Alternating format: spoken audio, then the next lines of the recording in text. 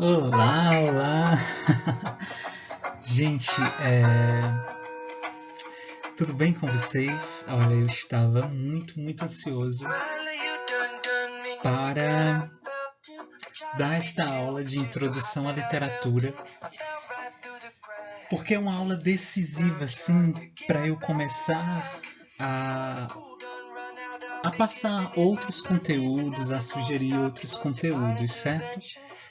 Então, eu estava assim ansiosíssimo para começar a introduzir os primeiros conceitos, né, de literatura. E aí eu faço um convite assim para todos dos primeiros anos, que todo mundo assista, tá? Quero pedir também, é uma aula tão importante para mim que gostaria que vocês mostrassem para outras pessoas, para os vizinhos de vocês, para os pais de vocês, para os irmãos de vocês. Mostra para todo mundo, tá? Essa aula, e aí é um convite mesmo que eu faço para que a gente entre no mundo da literatura, para que a gente conheça esse mundo tão fantástico que é o texto literário, a atmosfera que a literatura consegue, sabe, criar, as sensações que ela consegue criar. Então, bem-vindos à nossa aula, tá? E vamos começar, né? A música foi só pra gente dar uma alegrada. Pessoal, então esse conteúdo vai ser de introdução à literatura, tá? No livro de vocês, neste livro aqui, ó, né? Eu acho que vocês já receberam.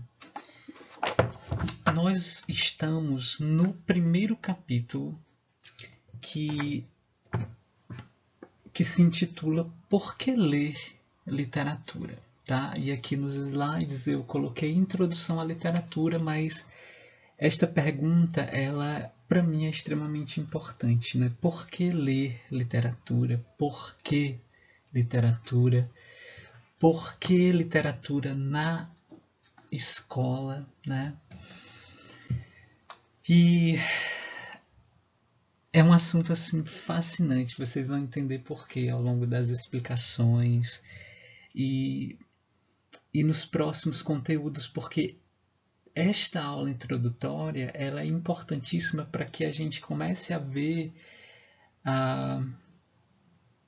as particularidades do texto literário e a partir de então eu começar a trazer contos para que a gente possa debater, discutir, interpretar crônicas, romances e vocês vão adorar. Vocês vão adorar a literatura, viu? Então vamos começar, né?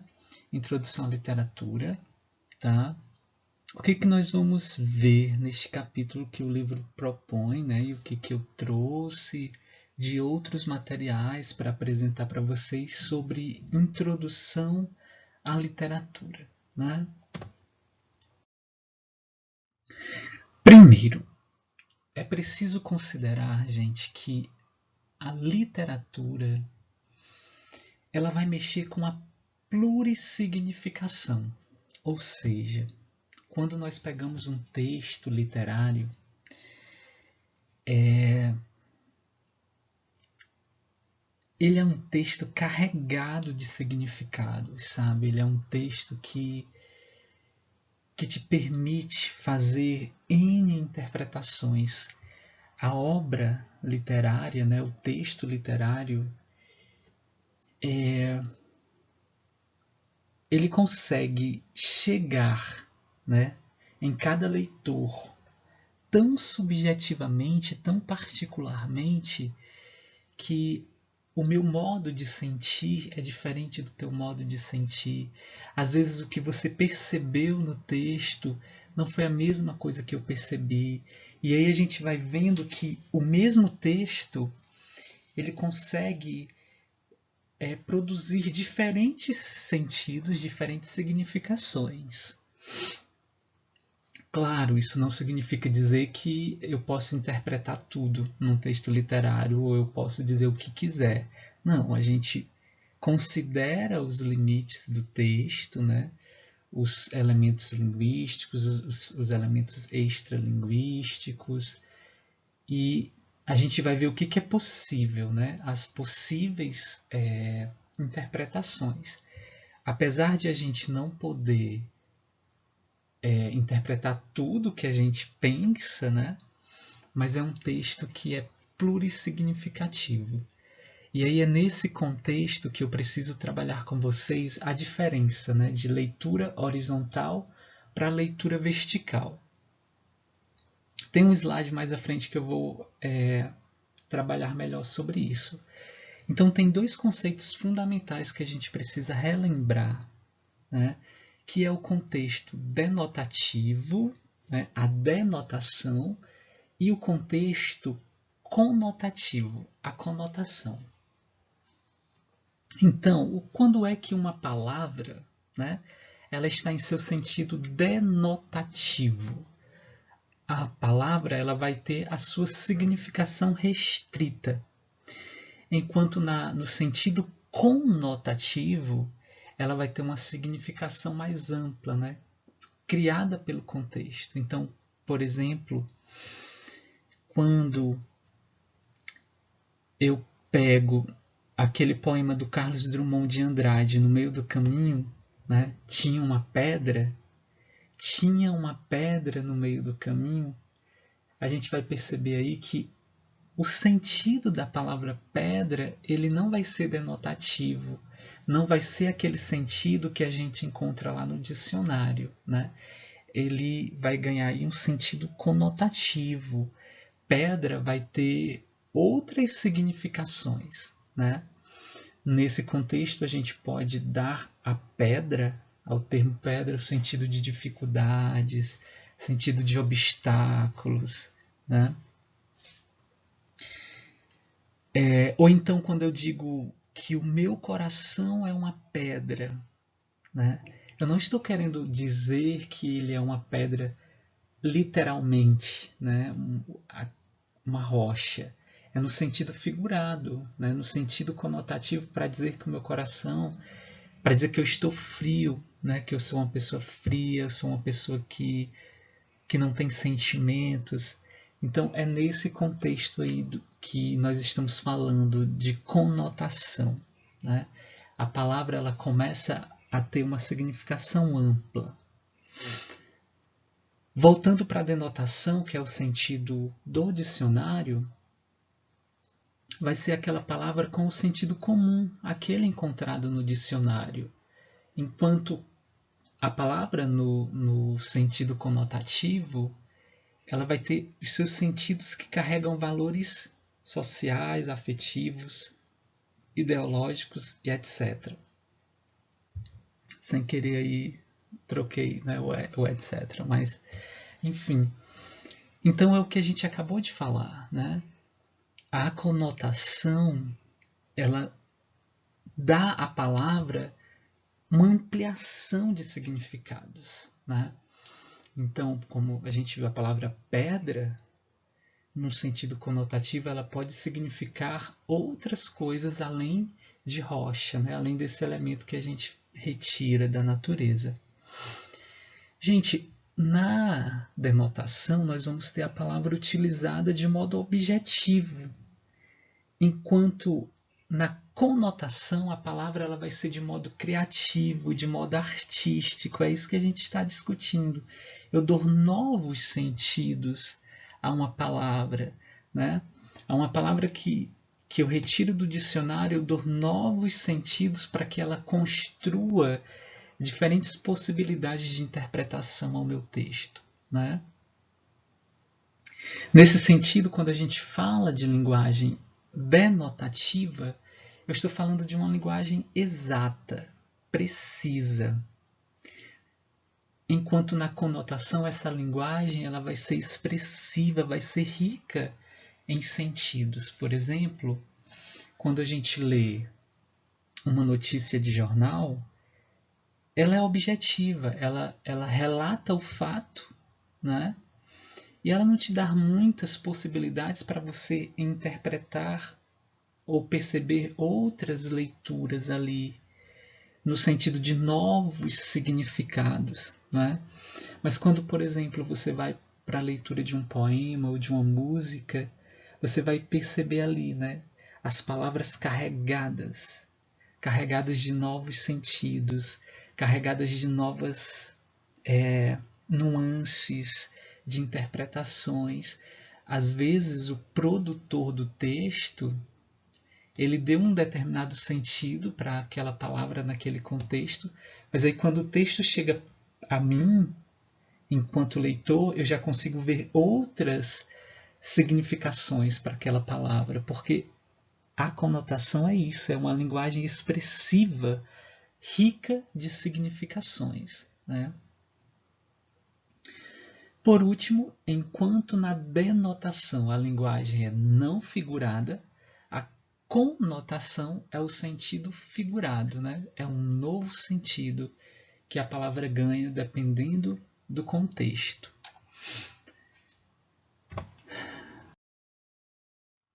Nesse sentido, pessoal, a literatura ela está relacionada a uma leitura vertical. É aquele tipo de leitura que você mergulha no texto, né?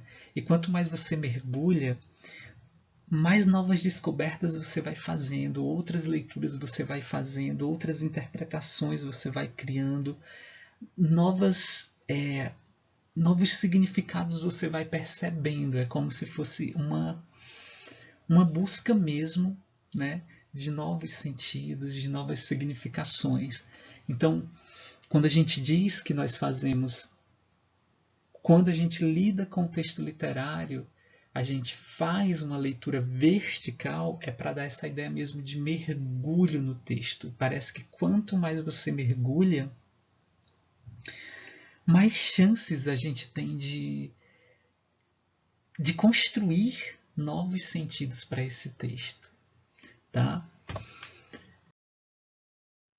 E aí é o que a gente chegou ao momento agora de fazer essa diferenciação, né, entre texto literário para o texto não literário.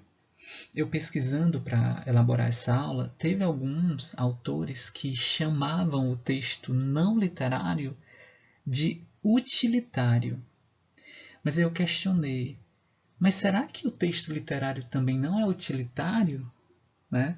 Eu discordei dessa nomenclatura que eles davam, porque o texto literário também faz parte da vida, do cotidiano. Mais na frente a gente vai ver isso. Então ele também é utilitário. A gente usa, claro que com objetivos e propósitos diferentes, né? Mas ele é utilizado sim. Né? Então eu preferi fazer somente a diferenciação entre quando é que é texto literário e quando é que é o texto não literário. Tá? No texto literário, nós vamos ter uma linguagem pessoal, né, que vai ser uma linguagem subjetiva. É o modo como o produtor do texto, claro que todo texto é subjetivo, mas vocês vão perceber que a maneira como é construído, a maneira como o sentido é construído, a maneira como o texto é arranjado, a maneira como o texto é desenvolvido, a gente vai perceber uma subjetividade muito presente, manifestada mesmo, sabe? Então nós vamos perceber essa linguagem contaminada, entre aspas, né? No sentido, não no sentido pejorativo, carregada, né? Carregada de emoções e valores do seu emissor. Enquanto na linguagem, no texto não literário, a linguagem ela vai tender à impessoalidade. Embora Benveniste venha falar da subjetividade da linguagem, sempre tem um eu ali que fala. Né? Mas o texto não literário, a gente consegue dar criar, né, esse status de impessoalidade, né, de objetividade, de informatividade. A gente viu que no texto literário a gente vai ter a plurissignificação, né? É um texto que nos permite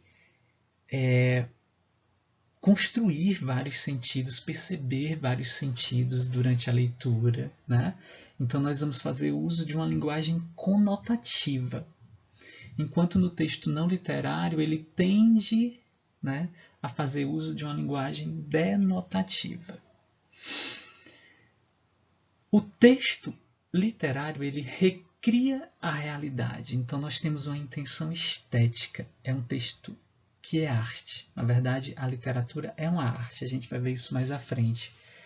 Então, todo texto literário, embora ele retrate, por exemplo, um problema ou uma situação da realidade, naquele momento, no momento da sua criação, já que a intenção é estética, também estética, nós vamos criar ali uma nova realidade. Mais à frente nós vamos retomar essas terminologias. Enquanto o texto não literário ele vai focar na informação sobre a realidade. Tá? Gente, esta próxima característica é muito, muito interessante. O texto literário, a ênfase é na expressão. É na maneira como eu vou dizer aquilo. O não literário, a ênfase vai ser na informação, no conteúdo. E o texto não literário, a linguagem tende à subjetividade. Então, toda vez que nós falarmos de subjetividade, nós vamos estar falando da presença do eu. É o meu modo de perceber o mundo, é o meu modo de sentir. É um modo particular, né, de cada um de sentir, né, de perceber as coisas. Enquanto o texto não literário ele tende à objetividade. Como eu falei, todos os textos têm sim subjetividade, né? Existe ali a presença do produtor do texto. Mas no não literário a gente muitas vezes consegue criar essa impressão de impessoalidade, de objetividade. No literário, essa subjetividade é mais gritante, ela é mais marcante. Tá? E aí, para a gente perceber essas diferenças, nós temos uma notícia de jornal. Aqui ele vem dizer que antes de os caminhões passarem para buscar os lixos, né, uma determinada filial da McDonald's, mendigos vão para lá mexer no lixo e aí comem o que encontram, os restos de comida e tal. Então, é uma notícia de jornal cujo objetivo é informar esse fato aí que acontece. Sempre antes de o caminhão vir, né,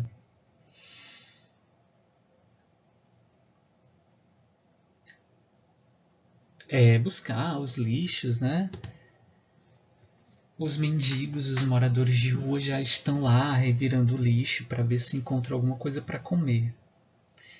E aí, gente, nós temos um outro texto falando da mesma temática, só que olha a diferença. Nós temos o poema O Bicho, do Manuel Bandeira, que diz o seguinte: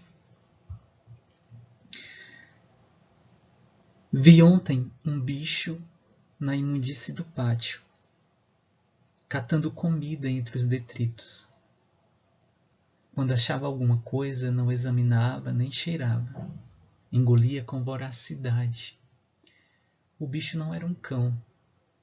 O bicho não era um gato. O bicho não era um rato. O bicho, meu Deus, era um homem.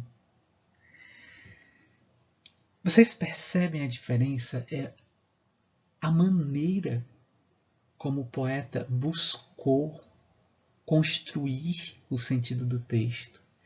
A maneira como ele busca dar sentido às palavras. Então veja que o próprio título, por exemplo, o bicho, né, já entra aí no sentido conotativo figurado. Além de criar essa expectativa no leitor, né, que bicho é esse? Né, que não era um cão, não era um gato, não era um rato. Né, que cria essa expectativa. Então a gente percebe que a maneira como o poeta constrói, a maneira como ele busca construir, né, o seu texto, ele consegue inclusive gerar reflexões no leitor. Embora a gente consiga refletir, né, a partir da notícia, mas o modo como o Manuel Bandeira trata que a condição, né, do homem, a condição deste homem que é mendigo, a condição deste homem que mora na rua, a condição deste homem que pela Constituição Federal, né, deveria ter uma vida digna, ele vive nessas condições, né, subhumanas. E aí ele gera essa reflexão. E aí eu não poderia passar esse slide sem deixar a reflexão. Esse assunto ele tá tão trivial, né, comum no dia a dia, que às vezes é capaz de nós passarmos por pessoas passando fome, nessa condição, revirando lixo, procurando o que comer, nessa condição aqui de nem cheirava o que era, nem examinava o que era, apenas comia com voracidade, como se fosse realmente um bicho.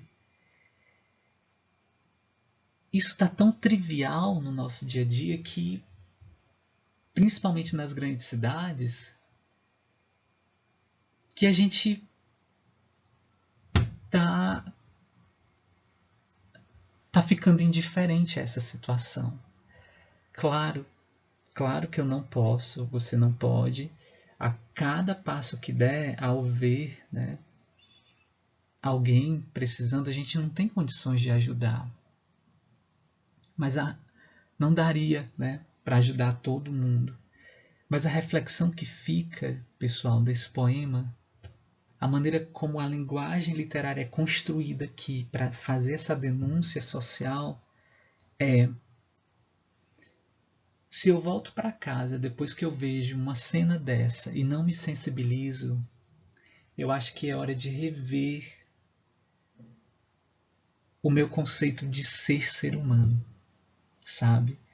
O meu conceito de empatia, o meu conceito de um mundo melhor, de uma sociedade mais justa, tá? Percebe como é diferente? A maneira como os sentidos vão sendo revelados, a maneira como os sentidos vão sendo construídos no texto literário e no texto que não é literário. Eu diria até a atmosfera que o texto literário consegue produzir é diferente. Mexe com as sensações da gente, mexe com os sentimentos, sabe? E aí, gente, depois de tudo isso, né, depois de termos visto a diferença de texto literário para texto não literário, de conotação e denotação, o que é mesmo literatura? Né? O que é literatura? Então a literatura, gente, é a arte da palavra. Por que é a arte da palavra? Porque de fato a literatura é uma manifestação artística, né? Assim como nós temos a dança, o teatro, a escultura, enfim, N, né? Produções artísticas, modos de manifestações artísticas, a literatura é um deles. Só que o objeto, né, é a palavra. Por que é uma arte? Ora, se vocês assistirem a um espetáculo de dança, por exemplo, contemporâneo, vocês vão ver que cada passo é tudo muito perfeito, é tudo muito bem equilibrado, é tudo muito bem cronometrado, sabe? Tudo muito bem sincronizado, não pode ter erro, porque aí houve todo um trabalho de aperfeiçoamento dessa arte, né? Dessa dança. O mesmo se aplica para o teatro, o mesmo se aplica para a escultura, para as artes visuais, né? E isso também se aplica na palavra. Quando o autor do texto ele vai produzir, né, o seu poema, a canção, um texto dramático, um romance, um conto, uma crônica e por aí vai, né? Porque estes são apenas alguns exemplos de textos literários. Nós vamos perceber tudo aquilo que a gente viu nos slides anteriores. O modo como é dito, o modo como é sentido, o modo como a palavra é utilizada, o modo como o texto é construído para que os sentidos, né, estejam ali. Como é que eu, enquanto o autor do meu texto, vou dar significação ao texto, né? Como é que eu utilizo, como é que eu faço os arranjos das palavras para que isso chegue no leitor, tá? Por isso que a literatura é uma arte e lindíssima, lindíssima. Porque ler, gente, é fantástico, sabe? Ler, ter acesso à leitura, ter acesso aos vários gêneros textuais, literários aqui, já que é o nosso foco, é uma lindeza e uma riqueza cultural, uma riqueza identitária, uma riqueza de conhecimento, uma riqueza de linguagem, olha, sem tamanho, sabe? Sem tamanho.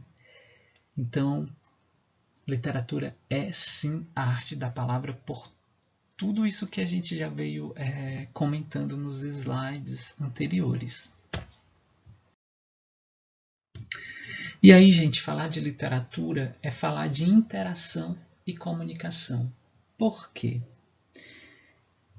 Porque o texto literário ele é um objeto social, porque existe uma interação. Eu, enquanto um exemplo, né? Enquanto produtor do meu texto, vou interagir com alguém que vai ler aquele texto. E por que é uma interação? Porque embora ao produzir o meu texto eu coloque ali os sentidos pretendidos, é uma interação porque quando esse texto literário ele chega no leitor, ele interage. O leitor começa a perceber outros sentidos possíveis de ser construídos ali, né? Por isso que é uma interação, é uma comunicação. Leitor, produtor de texto, eles dialogam, né? Embora não seja tete a tete, né? Embora não seja...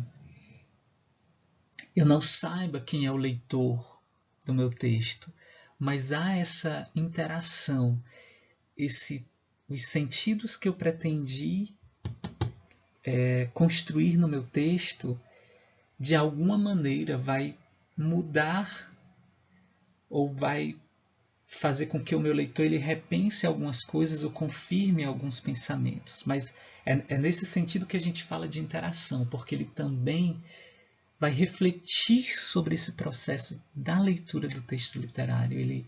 O leitor ele vai também construir, né, sentidos no texto, ou ratificando, né, os sentidos pretendidos pelo produtor do texto, ou ressignificando, né? É por isso que a literatura é plurissignificativa e é por isso que a literatura é preciso fazer uma leitura vertical, aquele mergulho no texto e procurar, né, os tesouros, né, sentido conotativo, os sentidos que estão ali guardados e que, à medida que a gente vai lendo, eles vão sendo revelados e ressignificados e revistos. Nesse sentido, nós podemos falar de interação, né? A gente já viu isso, né, que a literatura ela é plurissignificativa. A linguagem ela é carregada de significado. Às vezes, um texto, eu consigo ver algumas interpretações, né, no texto literário que de repente você não viu e que o outro não viu, porque é um texto que consegue possibilitar essa gama de plurissignificação, né?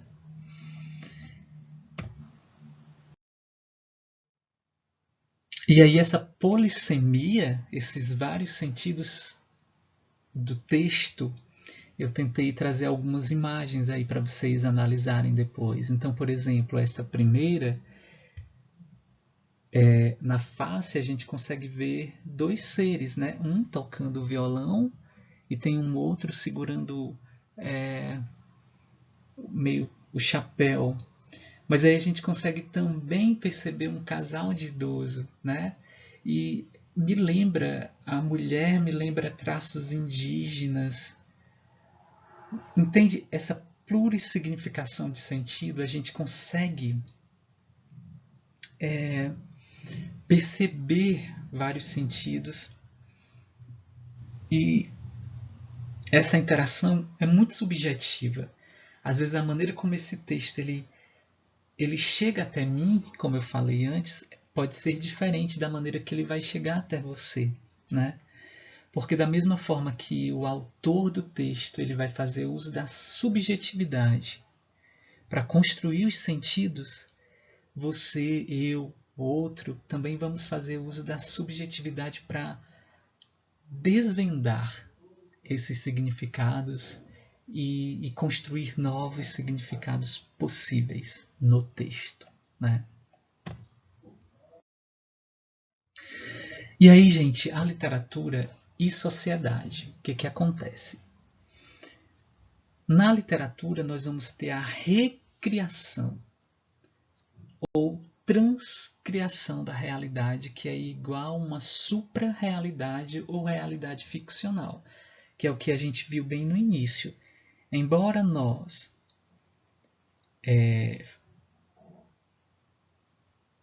produzamos um texto denunciando, por exemplo, uma realidade atual, como no texto O Bicho, do Manuel Bandeira, ali no texto O Bicho, naquele poema, nós vamos... É uma outra realidade, né? É uma supra-realidade, é a realidade ficcional que se inspira nesse mundo real, né? É nesse sentido que nós vamos falar de verossimilhança. A verossimilhança não se trata do sentido de verdade ou mentira. A verossimilhança é o que faz com que aquela realidade da obra, né, a realidade ficcional, ela seja possível. E aí, quando eu lembrei de realidade ficcional, gente, eu lembrei logo do Dragon Ball Z, do Dragon Ball, né? É o meu anime preferido. Inclusive, eu estou revendo novamente a saga, né? Eu estou na saga do Dragon Ball, né? Quando o Goku ainda era criança e tal. Depois é que eu vou para o Dragon Ball Z. E, enfim, já é a milésima vez que eu revejo. Mas por que eu trouxe, né, o Dragon Ball Z para dar exemplo dessa verossimilhança? Então, o que seria a verossimilhança? É a realidade ficcional. É o que faz com que, lá na obra, aquela realidade ela faça sentido. Por isso que não é para a gente pegar um texto literário e ficar dizendo, ah, mentira, ah, isso não é possível. Ele não está na realidade real aqui. Nós estamos falando de uma realidade criada. Então, lá no texto, a coerência interna da obra faz sentido sim. E aí, se a gente for ver o Dragon Ball, há muitos exemplos, sabe? Então, por exemplo, quem acompanha sabe que o Goku era de outra galáxia, né, de outro planeta, e aí foi enviado à Terra quando bebê para destruir o planeta Terra. Aí quando chegou aqui bateu com a cabeça, não foi assim? Aí ele era um garotinho, na raça dele, eles tinham um rabo, e aí na noite de lua cheia eles conseguiam externar todo o poder deles, né, que eles se transformavam naqueles lobisomens gigantes. Então a gente percebe que na nossa realidade isso não seria possível. Mas na obra, né, tem uma coerência interna porque nós criamos toda uma realidade ficcional que permite que tudo isso possa acontecer na obra, né? Então outro exemplo que eu achei assim, eu ri muito, né, quando eu estava assistindo, que era no torneio de artes marciais. Quem assiste vai lembrar. E o Goku estava lutando com o Mestre Kami, só que ele estava disfarçado, né? E aí o Goku viu a lua, se transformou no lobisomem e começou a destruir, né, as arquibancadas e tal. Aí o Mestre Kami fez o quê? Usou o Kamehameha e destruiu a lua para que o Goku voltasse ao normal. Entende que loucura, mas que lá no texto é possível, entende?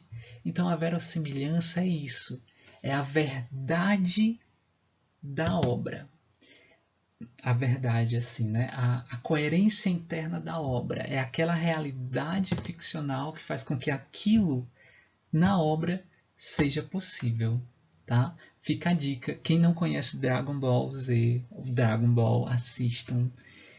É mimoso. É porque marcou minha infância e aí toda vida que eu assisto é bem nostálgico e tal. Enfim, mas quem puder assistir, vale a pena, vale a pena. Gente, e aí a literatura, ela também está ligada à imaginação, ao prazer e ao entretenimento, né? Então eu posso pegar um livro apenas para eu relaxar, fazer aquela leitura para deleite mesmo, né? De deixar fluir a imaginação, enfim, aquela leitura de prazer, né? Nesse sentido, eu trouxe um livro que eu gostaria de indicar para vocês, A Casa da Madrinha, da Lígia Bojunga. Pessoal, leiam todos os textos da Lígia Bojunga, porque ela é maravilhosa. Eu sou suspeita a falar porque eu realmente gosto da produção da Lígia Bojunga. Gente, mas eu quis trazer esse texto como exemplo da leitura como imaginação, prazer e entretenimento. Eu já li esse livro assim umas 4, 5 vezes. Toda vida que eu leio, sabe aquela sensação? É tão forte, as imagens são tão fortes que eu consigo, não parece que sai da minha mente, eu construo cenários, as cenas, parece que eu estou lá no livro. Então teve alguns momentos que eu tive essa sensação de quando eu estava lendo, né? Não ficava só na minha imaginação a construção dos cenários, das cenas, dos personagens.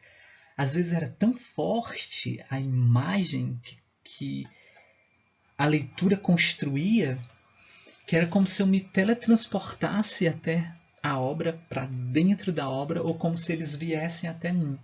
Então eu sugiro, né, eu deixo a indicação para vocês deste livro que é muito, muito, muito, muito, muito maravilhoso, tá?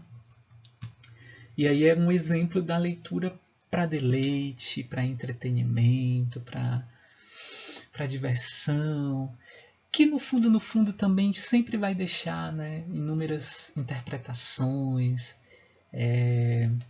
reflexões, tá? Mas que vocês vão perceber que é uma leitura leve. Gente, é perfeito. Leiam, leiam, por favor, viu?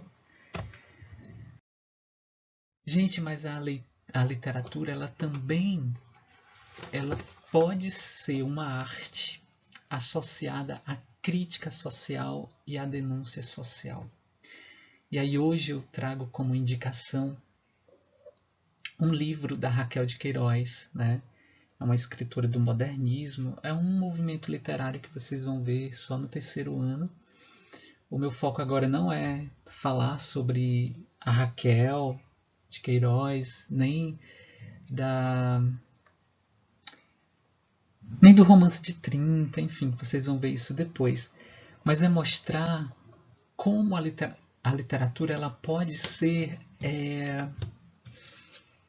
um objeto artístico, né? Como ela pode ser uma produção artística para denunciar, né, uma realidade, para fazer uma crítica social.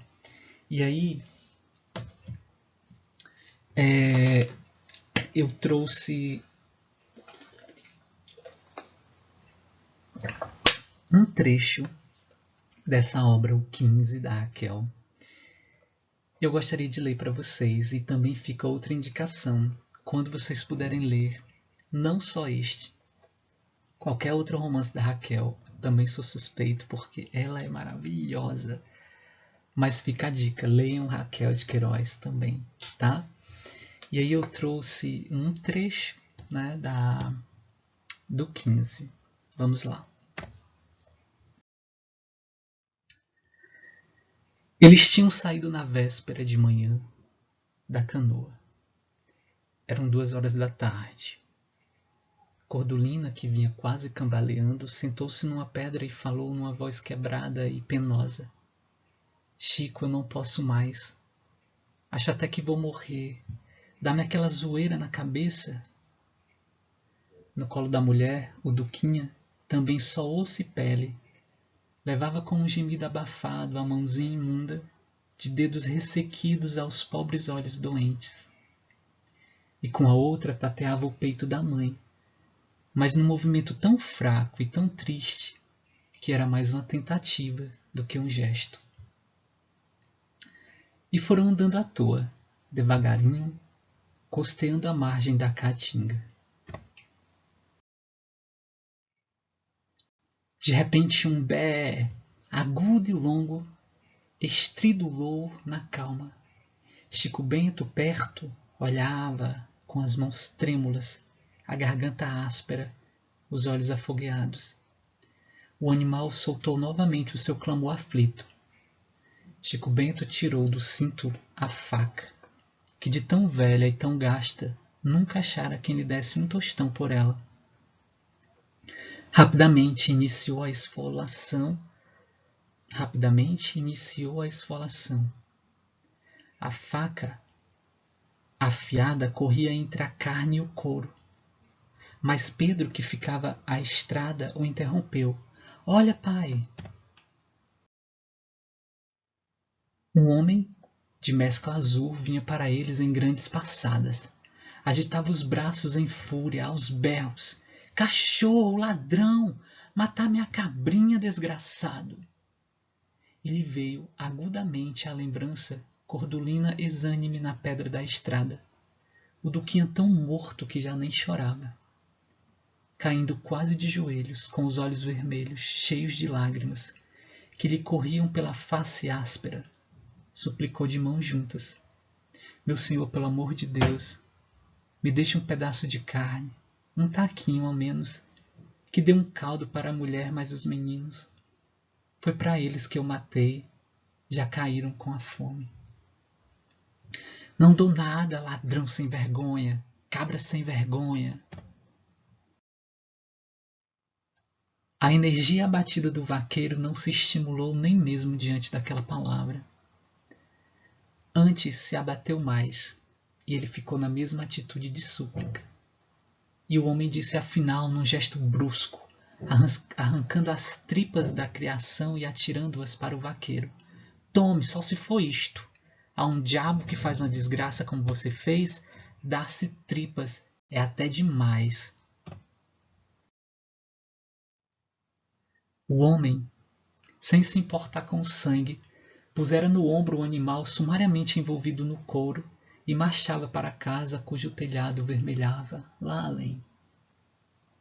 Pedro, sem perder tempo, apanhou o fato que ficara no chão e correu para a mãe. Chico Bento ainda esteve uns momentos na mesma postura, ajoelhado. E antes de se erguer, chupou os dedos sujos de sangue que lhe deixaram na boca um gosto amargo de vida. Gente, é fantástico. Sabe, Raquel é fantástica. Vocês percebem aí É uma crítica social porque este romance, o 15,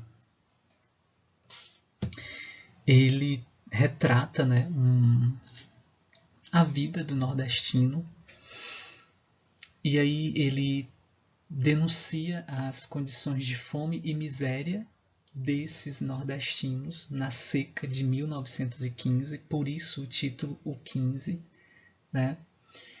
E aí, quando vocês lerem o texto, né, o romance na íntegra, vocês vão perceber, né, essa literatura funcionando como uma crítica social, né, como uma denúncia social, retratando, né, no livro a situação de miséria e a situação de fome desses nordestinos em busca de melhorias, né, nesse período da seca de 1915. Então, é nesse sentido que a gente pode falar de literatura como crítica social. É o que aconteceu no poema do Manuel Bandeira, né?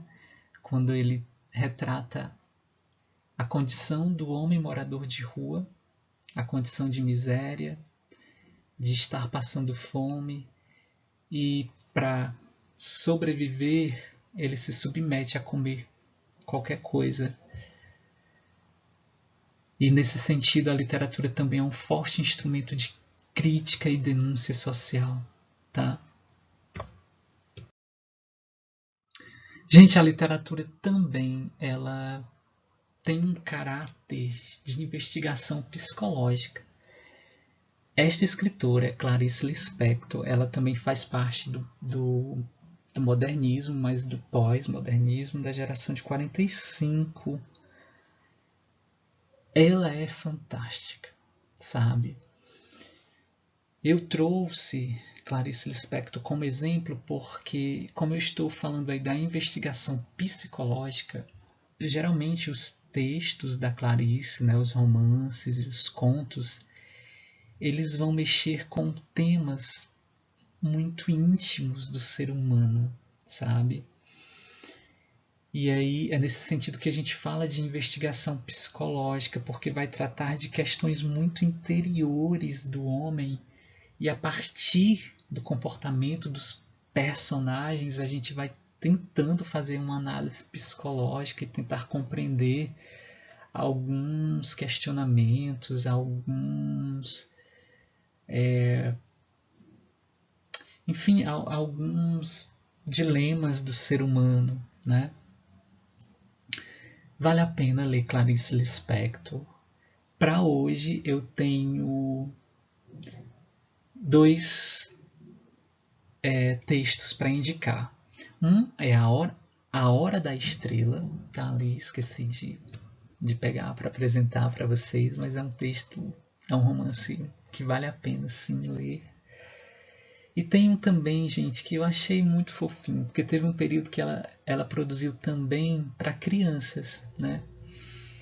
Tem um conto da Clarice para o público, né, infantil, que se chama A Vida Íntima de Laura.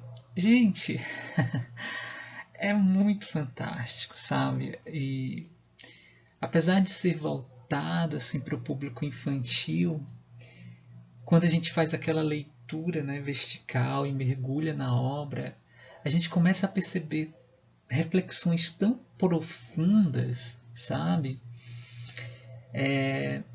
Inerentes à introspectividade do homem, né? Aos medos, às incertezas, enfim, aos questionamentos que a gente faz diante da vida.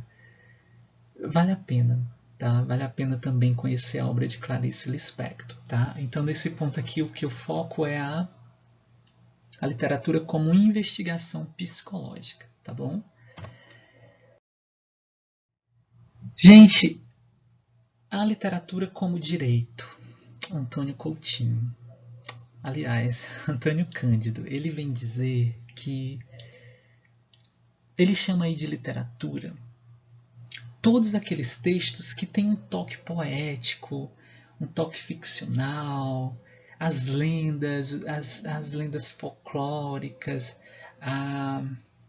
enfim, todo texto, né, que vai mexer com a subjetividade, com a linguagem conotativa. Esses textos vão ser literatura, e ele defende que a literatura ela é um direito. Por que é um direito? Porque o texto literário, por isso que eu disse que não concordava com a ideia de que o texto literário não é utilitário, aquela nomenclatura. Ele é um texto que está presente no nosso dia a dia, nas lendas, nas histórias de Trancoso, enfim, nas narrativas, nos ensinamentos passados de geração em geração, nas fábulas, em tantos textos que a gente pode perceber, né, a literatura, que aí ele diz que é um direito, não pode ser negado, sabe? É como se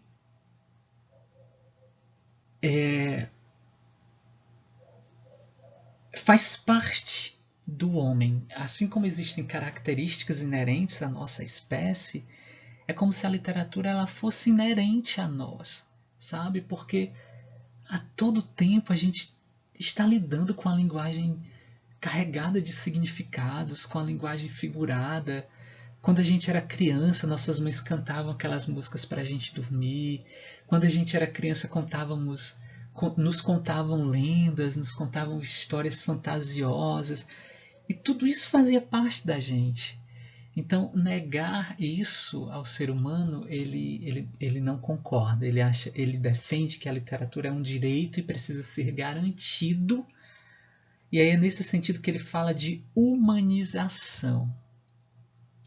Mas vejam bem, não é no sentido de que a literatura é como um livro de autoajuda que vai nos tornar pessoas melhores, por isso humanizadas. Não é nesse sentido, nessa vertente. É na condição de ser humano. Se a gente vive no mundo e interage, e essa interação é por meio dos textos, a gente reconhece que muitos desses textos são literários. E para que eu possa viver a minha humanização em sua completude, ninguém pode me tirar o direito à literatura, né? E aí a gente vai perceber que a literatura ela é um patrimônio histórico, né? É um patrimônio cultural, é um patrimônio que define a identidade de um povo, que define a raça. Então, por exemplo, quando alguém me conta uma história de uma determinada tribo indígena, não é só uma história, sabe? Essa história, ela registra a cultura de um povo, né? Ela garante a identidade de um povo. Quando a gente volta lá para os séculos 17, 18, 19, e que aí a gente vai ver os movimentos literários, que a gente vai já falar um pouquinho sobre isso, nós vamos perceber que não é só textos. Esses textos foram produzidos por alguém dentro de um determinado contexto histórico que, direto ou indiretamente, está ligado à minha história, né? À minha identidade. Então é nesse sentido que o Antônio Cândido ele fala da literatura como um direito, né? Para que a gente viva em plenitude a nossa humanização. As histórias que a gente aprendeu quando criança, os contos, as fábulas, as cantigas de roda, e etc. Tudo isso, além de fazer parte da nossa vida, né, revelam, né, um patrimônio histórico, a identidade de um povo, a raça de um povo, os costumes de um povo, a cultura de um povo. Entende? Então, por isso que esse direito é tão defendido nas escolas e visto nas escolas. É por isso que na escola nós defendemos a literatura, o estudo da literatura, da arte literária, sabe? Para que a gente tenha contato com os mais diversos textos e compreenda as mais diversas manifestações literárias e os sentidos que isso constrói, né? E aí, quase finalizando, a Pincola, ela vem dizer que os textos literários são verdadeiras histórias medicinais.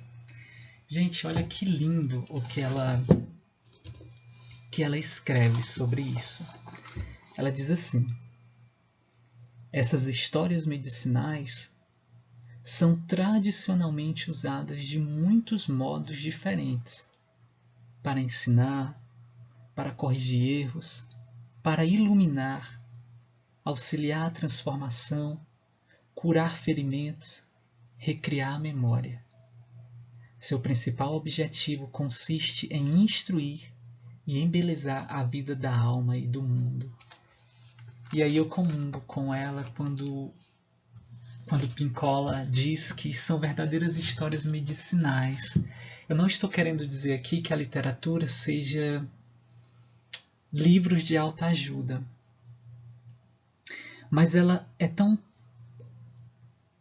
é uma arte tão bela, e o modo como ela é construída, o modo como ela se manifesta, né, é tão forte que a partir dessas histórias a gente pode tirar inúmeras lições, ensinamentos, reflexões, né? E é tão verdade que, por exemplo, eu já peguei livros, né? E em determinados momentos o livro me fazia chorar. Já peguei livros que em determinados momentos o livro me fazia rir. Outros livros me faziam ficar excitado, né? Porque são histórias que mexem com as nossas sensações. De alguma maneira, da forma mais lúdica à forma mais rebuscada, nós vamos conseguir ver essa polissemia se manifestar, né? muito particularmente em cada um, e, e traz um ensinamento, e traz uma reflexão, sabe? Gente, por isso que eu defendo assim, ler é fantástico, sabe? A gente aprende, a gente reconstrói visões, a gente amplia o nosso léxico de visão e começa a perceber o mundo de vários pontos de vista. A gente começa a perceber que não é só um ponto de vista. Então, a leitura, o acesso aos diversos textos, esse acesso amplia, né? Amplia a nossa possibilidade de construir saberes ou reconstruir saberes. Ler é muito, muito, muito necessário, gente. Eu acho assim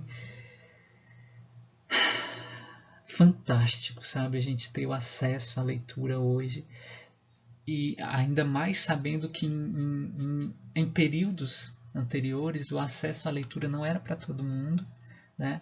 Muitos textos eram censurados, muitas leituras eram censuradas, e hoje a gente tem o acesso, né, livre a ler o que a gente quer, o que nos atrai, que a gente possa valorizar esse direito, né, da literatura, esse direito à literatura. Gente, nós já falamos um pouco sobre isso, né, a autonomia da obra de arte. Esse quadro é do Edvard Munch, né, O Grito. Porque quando o produtor do texto literário, o produtor da obra de arte, enfim, quando eles vão produzir o seu objeto artístico, no caso da literatura, quando eles vão produzir o seu texto, claro que eles colocam ali, né, os sentidos pretendidos, né, as suas ideias. Mesmo que às vezes, por exemplo, nós vamos ver isso lá no próximo conteúdo, nós vamos falar de eu lírico, né, para a gente não confundir o eu lírico do autor do texto. Mas para vocês entenderem bem, quando o produtor do texto literário ele escreve o seu texto, um poema, por exemplo, ele coloca ali as suas subjetividades, os sentidos que ele pretende construir, as ideias que ele pretende, né, transmitir. Se é um poema que fala de angústia, não necessariamente o autor precisa estar angustiado, mas ele criou uma realidade ficcional ali, né? Lembra da supra-realidade, e ali agora nós temos o eu lírico, né? o eu que fala lá no poema sentindo essas angústias. Para expressar o que está sentindo, para expressar o que está vivendo. Agora, por que a obra de arte ela tem autonomia? Porque quando ela chega no leitor, no espectador, os sentidos eles podem ser reconstruídos, né? Outros sentidos podem ser percebidos diferentes dos sentidos primeiros, né? Dos sentidos que foram colocados ali pelo produtor da obra de arte. E a gente viu isso lá. Por isso que a literatura ela também é interação, né? Eu, enquanto produtor do texto, coloco as minhas ideias, os meus sentidos, mas quando eu vou interagir com alguém, com o meu leitor, a obra ela começa a ganhar autonomia, porque outras interpretações, outras visões vão ser percebidas ali, uma vez que o texto literário ele permite essa linguagem plurissignificativa, né? A polissemia. E aí, gente, está quase finalizando. É hora de a gente perceber a diferença de literatura para a história literária. O que é? Qual é a diferença? Na escola, nós estudamos as duas coisas. O que é a história literária? Nós vamos ver que a partir do século XII, mais ou menos, né, XI, XII, nós vamos começar a estudar os movimentos literários portugueses e brasileiros. Esses movimentos literários também são chamados de escolas literárias, períodos literários, estilos literários, movimentos literários, enfim. E nesses períodos literários, alguns escritores se destacaram, produziram seus textos. Nos seus textos eles tratavam determinados temas, determinados assuntos, a maneira como eles escreviam, a biografia desses escritores, a influência do contexto histórico na produção desses textos, as características desse movimento. Então a história literária é isso, né? A historiografia literária é a gente estudar os movimentos literários, né?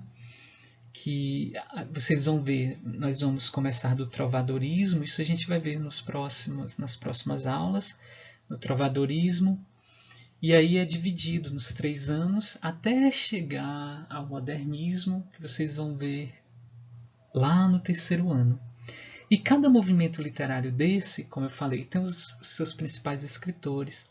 Cada escritor tinha o seu estilo próprio de escrever. Em seus textos abordavam determinados temas, determinados assuntos. O movimento tinha determinadas características que o diferenciava deste, daquele, por exemplo. Então, por exemplo, existem outros movimentos como o realismo, naturalismo, Parnasianismo, simbolismo. Um dos exemplos, né, das escolas literárias. Cada movimento literário desse, vocês vão estudar os principais escritores, as principais características de cada um, os temas tratados em seus textos, as características do movimento, o período histórico, o período filosófico da época, por vezes a própria biografia também dos escritores. Então, isso é a história literária. Qual a diferença de estudar literatura para a história literária?